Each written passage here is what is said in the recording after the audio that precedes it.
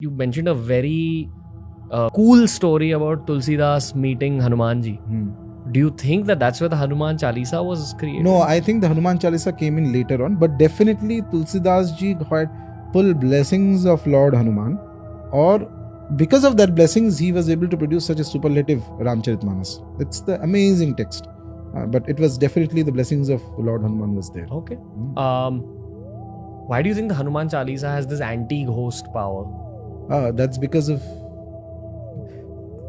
this answer will again deviate from the central theme of our discussion. That's what it's about. Yeah. So certain deities are there in Dharma who have two specific propensities. They're excellent as protected deities. Hanuman, Lord Hanuman is one of them. Bhairava is another. Certain deities are there. Number one. Number two, they respond faster. Certain deities are closer to the earth plane, then they respond faster. Hanumanji is one who is an immortal, who's never given up his body. So he's here in this plane. So he will respond to your pleas faster than others, specifically on certain areas. Now, if you ask Hanumanji, I want to become the richest man on earth, you may not get that, because his domain is strength, power, protection, all these things. Instant he will get that if your devotion is correct. Okay. Same for Lord Bhairava also. He also protects very fast.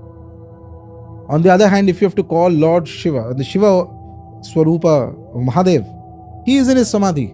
It will take you 9-10 lifetimes of calling before he responds. He will be aware that you are calling, but he may not be bothered to answer so easily. Wow. That is precisely the power of Hanuman Chalisa. It's a wonderful thing.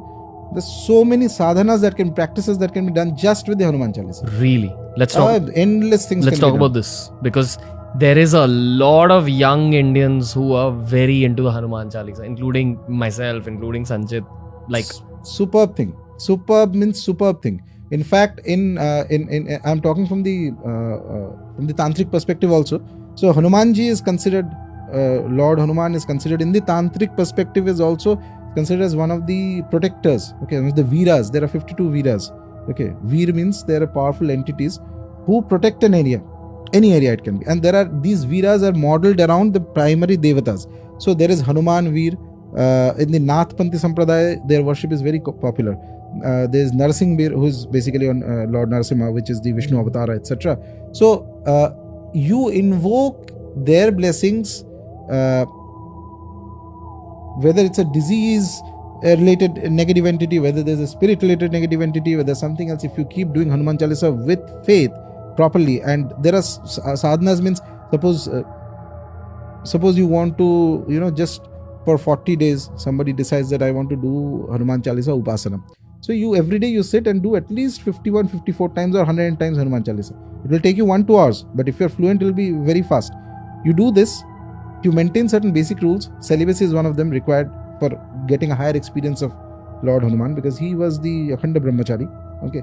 And you offer some Naivedyam, some bhog, some laddu, something to Hanumanji, put some diya, etc., etc.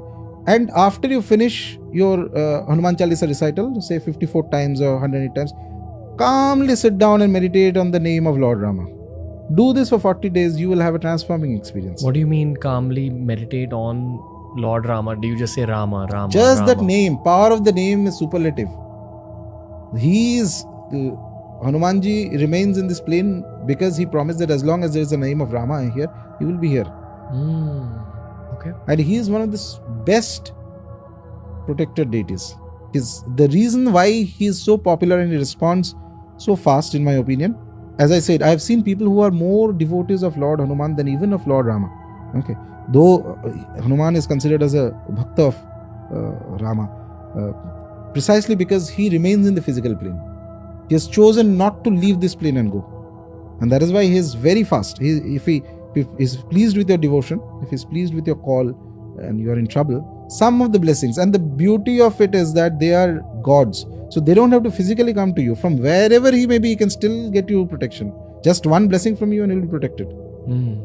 It's like an armor. Armor, absolutely. Okay.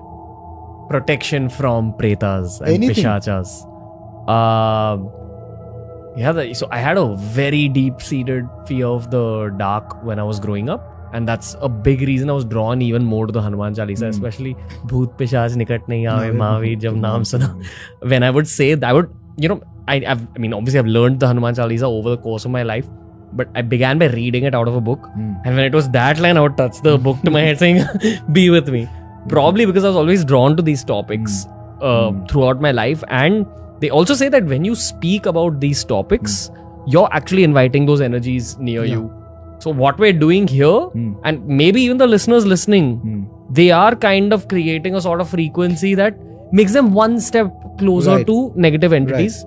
My outlook on this is one, go in with faith in God. And two, when you have knowledge about darkness, it brings you closer to the light. That's what I believe. So, Yes.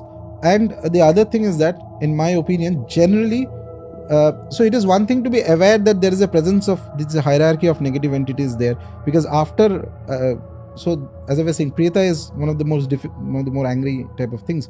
Beyond that, there are other pishachas and all that. Those are very dangerous, very, very dangerous.